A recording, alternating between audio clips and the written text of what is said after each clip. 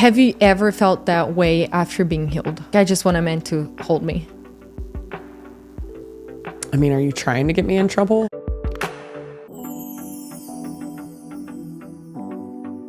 Hey guys, welcome back to At the Table with Jess. We are in our part 3 of discussing singleness, which has been fun and awkward. So I'm still here with Giulia, my spiritual daughter, and we're going to dive into some more topics and issues around being single. So like we said in the first video, or first and second video, I'm 37 years old, single, in ministry, for, gosh, I can't believe, but coming up on 20 years, which is crazy. That's awesome. And so we're just talking about all the fun things that have to do with being single, female, in ministry. And let's do it. Yeah, we're back. Yeah, we're back. Yeah. No chat GPT this time? No chat GPT this time. Praise Jesus. Woo! Awesome. So what we're going to do is we got a lot of questions from the last couple of videos. So what we're going to do is just like read some of those questions and have you answer with questions that people came out of it. Great. So I want to start with one, and I think that was our most asked question. Okay. And it's, a lot of people had the desire of, like, you talked about the reality of, okay, I am single, but I'm also content. So a lot of people asked, like, does my desire to be in a relationship, does that mean that I'm not trusting God enough? Or, like, if I'm not fully content, unjust, our buddy's just coming at the door. Come on in, Tyler. It's fine. Come in. If I still have that desire and I'm not fully fulfilled, not being married, is that a sin? Am I saying that God is not enough for me? I think that's such a hard question because, like you said, we received a lot of feedback. I received like text messages and messages after people watched the video.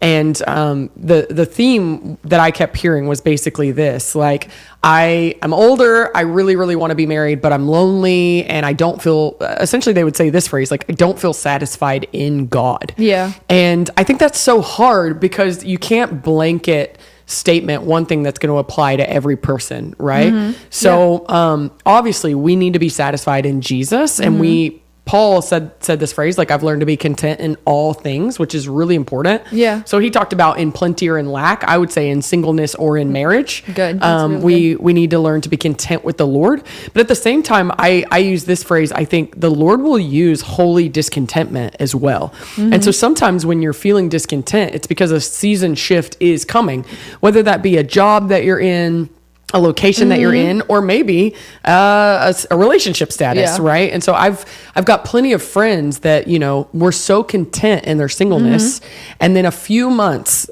before they meet their spouse, they start feeling discontented and wanting, you know, to be married. And so it's hard to say something that would blanket catch every single person watching this. Like, only you know if, like, you are in faith, you're in, you know, right relationship with the Lord, like there's not sin causing any issues in your life. Only you know those things. And so I can't give you that answer. I'd be more willing to discuss it in person than I would on a podcast. But I would say this, like, you need to ask the Lord, and you need to check your heart and go, like, are me and the Lord good? You know, like, am I addressing any sin patterns in my life? Am I dealing with that? Or is my loneliness or these things a coping mechanism for something else? Is that the way that you would say you learn how to discern between I'm ungrateful or I'm just like wholly discontent? Like, is it like going to the Lord? Oh, I mean, this question applies not just to singleness and marriage, right? Like, this question applies to several things. It's like, how do we learn to know whether it is me, ungrateful, discontent, an issue not being dealt with that needs to be dealt with, versus maybe there's like this season shift and it's like, I've loved this job and now all of a sudden I feel miserable going to it. Or I've been great being single, but now all of a sudden all I can think about and dream about is having a family and moving forward. And so those are things that you learn to walk out with the Lord and learn to ask him questions and get direction and bring counsel in on and pay attention to what else is going on in my life. You know, is it that some new coworker is getting under your skin? And what you really need to do is forgive them and walk in love and minister to them and be a light in a dark place? Yeah. Or is God shifting you out of the season? And so again, that's something that you have to walk out with the Lord, and something that you walk out with him and with community, and invite people that you trust to speak into those moments. Yeah. And I say that, let me be, vulnerable and speak to my own season. Like, for those of you that don't know my testimony, I got saved as a teenager, got into ministry pretty young, and I ended up with post-traumatic stress disorder in my mid-20s. Yeah. And when I had been so content in my relationship with God in all of my early 20s, like I still dated some, but it was very much like, God, if you give me a husband, or if you don't, I love you and I care about you, and I'm going to run hard after you. And if someone comes alongside me and runs with me, then I'm open to it, but I'm not feeling like I'm in lack because of it. Yeah. When PTSD happened, I felt more lonely than I'd ever felt in my entire life. Yeah. And when the anxiety came and the depression came and the post-traumatic stress came from my time being in a conflict zone, from unrelated issues, right? Being on the mission field, I found myself feeling isolated and lonely and wanting, can I just be super raw and honest and blunt? And I'll probably I got so much negative feedback over these last ones, so that's fine. I just wanted a man. Yeah.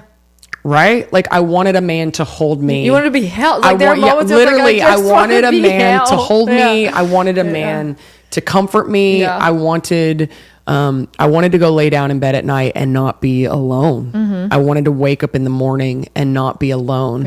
I was having to make some big decisions. I wanted someone to help me make those decisions. Yeah. And so it was probably, if I'm honest, the first time in my life as I was walking through PTSD being like, I don't care, forget ministry, forget all this other stuff that I've wanted and built and done with God. I don't want any of that. I just want a husband. I want a man to take care of me. Yeah. And I want a man to support me. And what I realized coming out of that journey was that, like, of course, I'm not saying there's anything ungodly about wanting a husband, wanting a family. Those things are great and they're godly and they're beautiful. Yeah. But for me in that moment, it was coming out of a place of my lack. It was coming out of a place of my pain. Yeah. It was coming out of a place of some rejection that I was feeling in other places. It was coming from a place of just trauma and things that needed to be healed. Yeah. And so what I don't want is this. Like, I don't want my lack, my brokenness, my unhealed pieces to cause me to be unsatisfied in God and craving to get that met in a man. Yeah. What I want, ideally, is a very whole person who has a great relationship with the Lord. Yeah. Who is in connection with God, in connection with community, loving Jesus, done the work of getting healed and whole, who meets another person who is healed and whole and loves Jesus. And so we're not getting married because we're lacking something. Yeah. We're getting married because it's what, one, we are in love with each other and we want to build a life together, and because that's part of God's plan for our life. I agree. And so that's what I would say. Like, the problem with the question is it could be a problem or it could not be a problem. And you have to sort that out with God and with community. Yeah. Have you ever felt that way after being healed? Like, I just want a man to hold me. I mean, are you trying to get me in trouble? No, I'm trying to I'm trying to help people understand, like, am I just going to feel this way if I'm broken, or I've felt that way? I'm still whole, but sometimes I just want a husband. So can I be honest? Like, this is why I never wanted. We've said, like, the doing this podcast is after years of people asking me to speak on singleness. Yeah. Not so much in my 20s, but once I hit 30 and I was still single in ministry, tons of people have asked me to write about singleness, do this about singleness. By the way, I would recommend Krista Smith's book on singleness. Yeah. It's incredible. It's phenomenal. She wrote about it. She didn't get married till she was 39. She was in ministry and she's wild. Yeah. And we have a podcast coming out with her soon. With her, yeah. We're crushed it. We don't really talk about singleness, but she's phenomenal. I say all that to say this. I haven't had a lot of moments like that. Okay. But I understand that people have, and I'm not condemning of it or judgmental towards it. Yeah. Like, we're all different. We're built different. Yeah. We're motivated by different things. Yeah. So yeah, like, I've had moments I think we talked about this in the last podcast, but like when I moved into my house, Yeah, we talked about like it was like, I just Lord want a guy to Jesus, come. send me a man, you know? This last week mowing the lawn. Yeah. You're like, well, no, but because we it's have like a friend who mows the lawn, and I was know, like, I but want to like mow the lawn. Trying to push that thing. No, I would say like this last week when the sink got clogged. Yeah. And I was like, I don't, you know, like, where is my husband? Or when one of the girls in the house, we run a discipleship house, when one of the girls is like, you know, there's a spider in my room. I'm like, something broke. Not my problem, you know? So yeah, like things like that. But ultimately, I don't feel, I definitely don't feel lonely. Yeah. I mean, at all. But I still have moments where like there's something inside of me that knows, just I'm aware of the fact that I want to be married, and that I want to have kids, and that I'm getting older. Like that I'm very aware of. That I'm 37 and that I want those things. And what do you do with those feelings? you go to Jesus. I mean, it's the Sunday school answer, but it's the truth. Like, and genuinely, that's what I do. I go to the Lord and I sit with him and I'm like, I love you and you are more than enough for me. Yeah. And if I never have a spouse, I'm okay with it. But today I'd really like that. Yeah. Like today I would really like to have someone to fix the sink. Today I would love to know that I'm going to get to have children. Yeah. And you have to hold those tensions, right? And deal with that reality that even if I never get those things, he's still good. Yeah. He's still kind. Yeah. I still love him. Yeah. And we'll process that and we'll deal with that. And so, but there's some things in life that have a clock on them, and me having babies is one of them. And I do deal with that. Like, and I do have to sit with that. Yeah. And there's other things I'm willing to do to compensate, right? Like we're working on a journey to take in foster kids. Like I'm more than willing to adopt a child. Like all of those things, but I still have to deal with that reality that the older I get, the less likely it is that will happen for me. Yeah. And that's still a desire of my heart and has been one for a long time. That's one of it kind of leads into the next question that people asked is like, what if I feel angry or disappointed with God? You know, it's like, we know that God's desire is for people to leave their mothers and fathers and become one flesh. So it's like, what if I feel disappointed and angry that time hasn't come yet? Yeah. Like, no, I think like the Bible is a story of people that were hurt, disappointed, mad at God. Like, honestly, I'm like, if you've never felt hurt, disappointed, mad at God, I'm like, do you really know him? Like, I mean, how much time have you spent with him? You know? Because he's done things that make me mad. He's creator of the universe. He's God. He can do whatever he wants. Like, we talk about this all the time. He's my best friend, but he's Lord first. Like, you can do whatever want, God. But that doesn't mean I'm going to love it. Like, things happen in life sometimes that I'm like, I wished you would have intervened. Yeah. Sometimes it's righteous anger. Like when injustice happens and I'm like, do something, God, you know? Or man, I really thought this thing was going to happen and it didn't, and I'm disappointed about it. Like, I have those feelings, and to me, I'm like, if you don't, I don't know how close your relationship with him is. Yeah. What happens is the journey of trust grows, where I feel the pain or I feel the disappointment, but I'm able to turn to the Lord and go, that really stinks that didn't go the way I wanted it to, but I still trust you.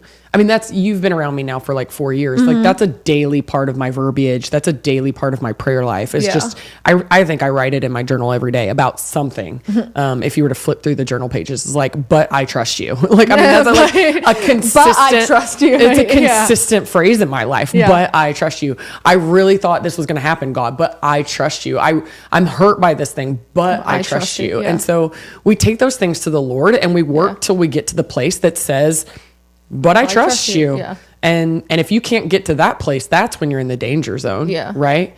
And if I need to bring people in on it, I do. Yeah. You know, a close confidence and friends that I can pull in and say, this is really hurting today, or this is really hard today. Yeah. Again, marriage isn't something necessarily that I struggle with consistently, where I know tons of women that they do. And that's a hard part, because they would say like the greatest thing I desire is marriage in my life right now. Well, it's not the greatest thing I desire. Like there's other things that I desire more.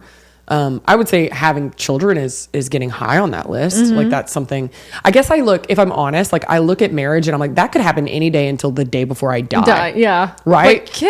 But kids has a time clock different, on it. Yeah. And so I think it just, the weight of it. Having your own kids. Yeah. Yeah. Biologically. Yeah. So the weight of it feels different. Oh, I feel like I have kids. Yeah. Yeah, honestly, like I have you. Sure, I've got girls around me all the time that are at the house wanting advice, need us to cook dinner. You know, like I feel like I have kiddos, and then when we foster, that'll be a whole. When I start doing that, that'll be a whole new level of that. But I think I feel like I have more peace and trust in the realm of a spouse than I do necessarily in the fact that I might. Not be able to have biological children. This is a great point because like the next question is it wrong to grieve the life I thought I would have by now? No. In fact, you should. Yeah. I'm like, you should. Yeah, but I mean, doesn't like... It doesn't make you okay for you to sit and... Yeah, but doesn't everyone have to go through that? Like, to some degree, your life that you have now, it could be 1,000 times better, but it's still probably not exactly what you imagined it would be, where you thought you'd be, what you thought you'd be doing. We could go on and on about what I feel about the cultural pressure to be somewhere that you're not. Like, the God of process, who takes a lot longer to do things than we do. He's not in a hurry. Right? Yeah. Like, he is not in a rush. T.D. Jakes says, you're a microwave generation serving a crock pot God. Yeah. Right? Such like, how I would have laid out my life, and there'd be way less pain if I would have picked. There'd be way less betrayal. There'd be way less disappointment. Like there would be way less of those things. And God's like, no, that'll be really good. Like let's weave all that in there. You'll look more like me if we do this, you know? And so I think, ultimately, he's a God of process. 100%. He's a God of process. Follow the life of Joseph, of David, of, you go down the list of all of our great heroes. Even David, he's anointed king, but doesn't become king for 13 years, as Joseph, a kid, and then Joseph has over a decade of a process. Like, Abraham, waits 100 years to have a biological child. So, I mean, God just historically doesn't do things in our timing, right? I'm like, here is the clock, God. And he's like, I'm not going to use that, So all of that to say, like, you do sometimes have to grieve what were your expectations or hopes or dreams and go, well, it didn't and can't happen, or it didn't happen in the way I thought, or it didn't happen in the time that I thought. Yeah. And you grieve that with him. Like the only dangerous grief is grief apart from doing it with Holy Spirit.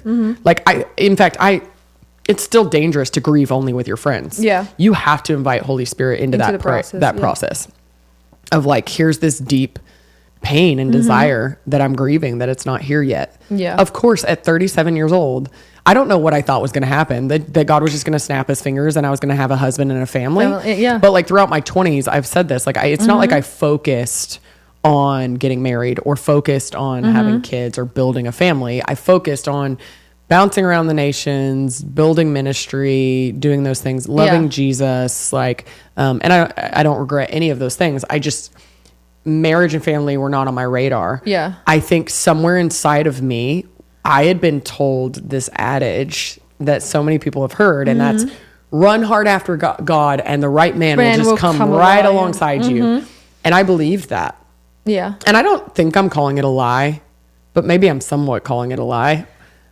I understand what you're trying to say. It's like you run the race that God has set in front of you, but it's okay for you to also present yourself and go like, but I also want to. I think what I'm trying to say is I ran the race that God set before me, and no man came alongside. Right? Yeah, I mean, that's you did the things that the Lord. That's what I'm trying to say, and I think I just assumed that by now that thing would have just happened. Yeah. And I didn't do certain things that I could have to like be more open to it for sure. But at the same time, but I trust him. And I'm like, if I don't have it, maybe it wasn't time yet. Yeah. And I need to be okay with the timing of the Lord in my life. For some people, they get married at 18, 19, 20 years old. And at my age, their kids are like one of my best friend's kids, like, they're moving out of the house now, graduating high school, going on like 2 kids graduating high school, moving out. And I like haven't even started having kids. Yeah. And, And I have to just trust that like I'm doing the thing that God called me to do in the way that he called me to do it. And she also did the thing that God called her to do and did it that way, where she spent the last 20 years raising a family. And I've spent the last 20 years doing ministry to some degree. And so, you grieve that it's not there. Yeah. And you trust that when it's his timing, that it'll come.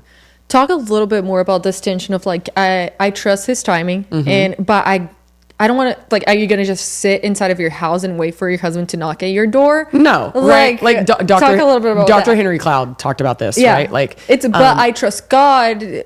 Yeah, but I trust God and I'm doing my part. I'm not, like if you just, to be honest, like if you just go sit yourself in your prayer closet and pray for the next 20 years, but you never come out of your closet, like you're not going to meet your husband. Yeah. And that's one thing that I've had to learn is like, there were things that I could have done differently to make myself more open and available. Yeah. I will never forget, I won't say his name because I don't want stones thrown at him, but I remember when my spiritual father sat me down, I was like, you're too intimidating.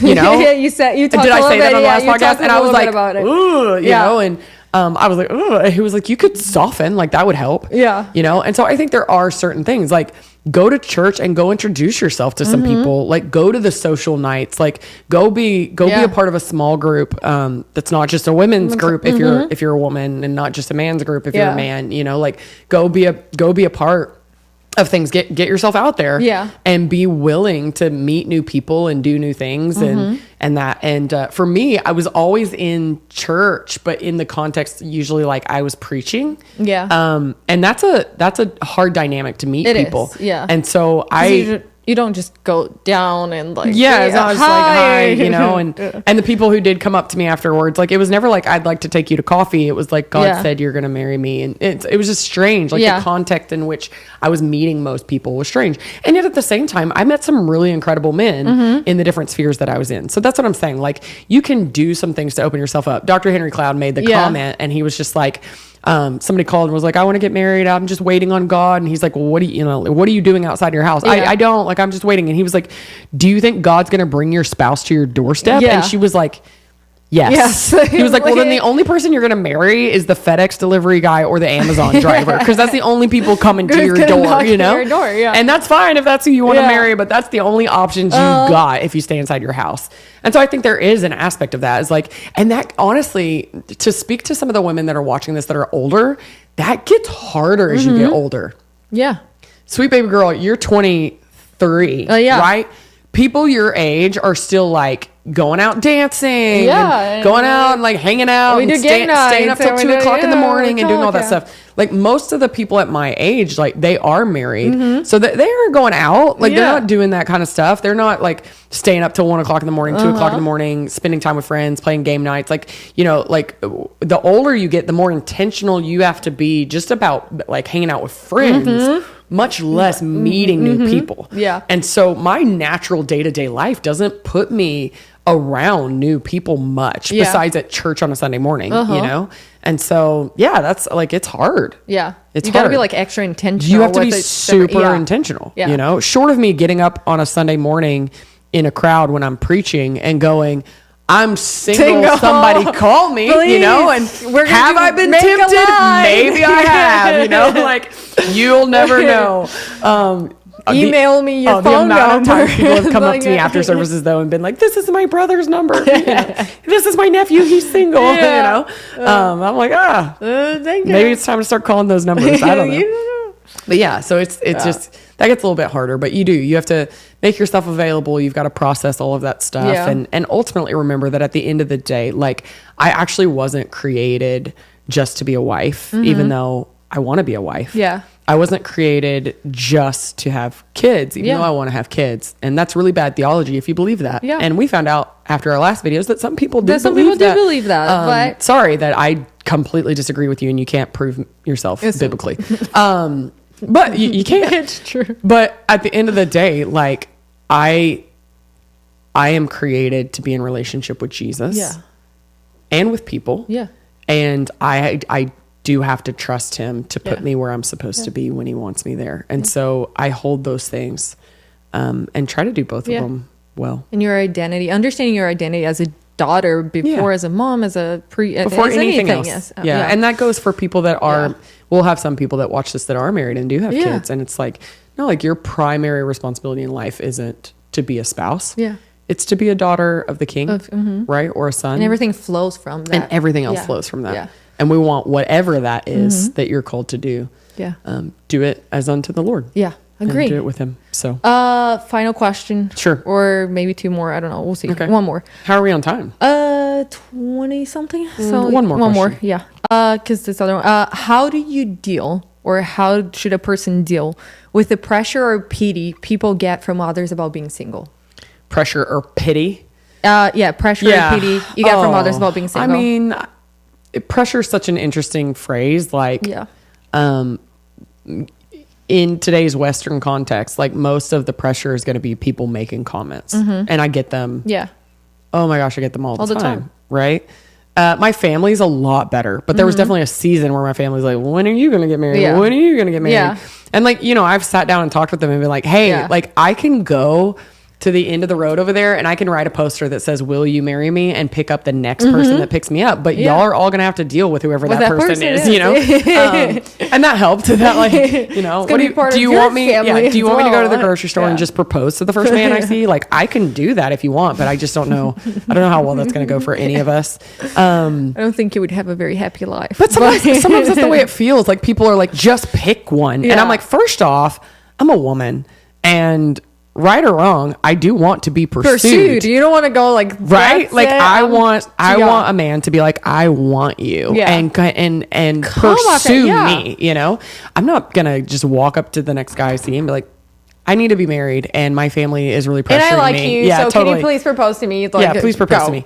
So how do you deal with the pressure? You have to learn to be confident in your identity in Christ. Like you really do. Yeah.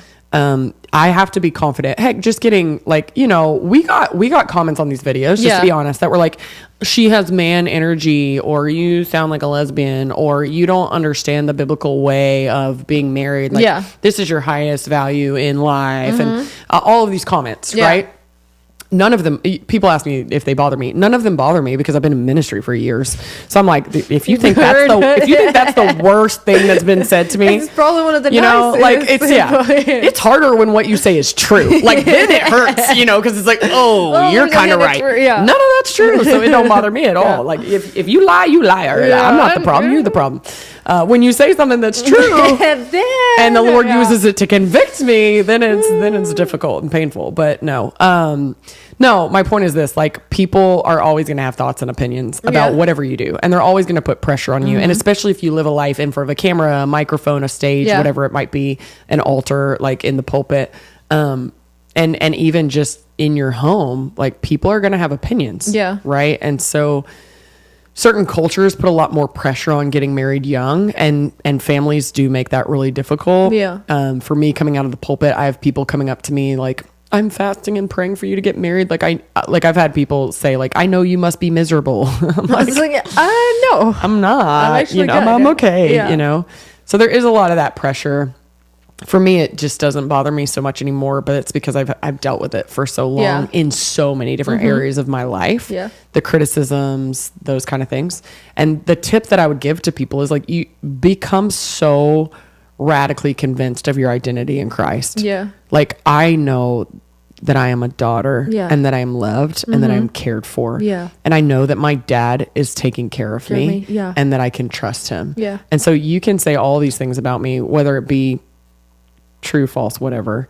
It can be accusations about marriage or not. Yeah. Like it can be all of these things. And I trust him. Yeah. And I trust his timing, and I'm confident in that and in him. And so those things don't bother me so much. But I do get asked by a lot of people, like, how do I handle my family when they put a lot of pressure on me? That I do joke with my family, a lot. Like, okay, like, well, how about that guy on the side of the road right there with the sign that says, give me money for weed? You want me to pick him? How about him? That's it? Yeah. And I joke and I make light of it. But sometimes you have to sit down and have a really hard conversation and go like, hey, actually, this is a place in my life that's painful for me and it's hard for me. And the more that you keep asking me when I'm going to get married, the harder this is for me. Yeah. And usually if you have those conversations with people that actually love you and care about you, they're willing to go, oh, I'm sorry. Like, we weren't trying to hurt you. Yeah. Or we were just teasing. Great. Please stop teasing. You know? I feel like it's even like you feel more of that pressure inside of the church as well, because people get married early and it's like bye. Yeah. And married couples have it like we're always trying to put expectations on other people. Married couples, everybody's coming up going, when are you gonna have a baby? When are you gonna have a baby? When are you get married? And when are you get married? When my reproduction process is none of your business, you know. And so I just think sometimes you do have to draw like a hard line with people and not tolerate disrespect, dishonor, and other times you just, like a duck, just let it roll off your back and let it go. And you've got to do that with the Lord. Come to a place where you can. Yeah. So any of you guys that wanted to leave mean comments on this YouTube video, go for it, man. If you have nice stories about any of the things that we said to you, you could leave nice comments are always great. Yeah, please. Those are good too. Just don't get me started talking about women in ministry, because then the comments would come. We should do that series. We can. Yeah, it would be good. Yeah, I love it. I love it. So I'm like young, very passionate about women in ministry. Thank you so much for doing this. Yeah, I feel like he's honestly, the last couple weeks I've had so many people come to me and say like, I loved what Jessica said, or I loved what she shared. So thank you for doing this. And if you're watching, keep like just looking at the channel. She has at a table with Jess with other guests, and she's gonna keep posting about single women in ministry or just single. Keep looking at the channel, and we'll see you soon. Bye.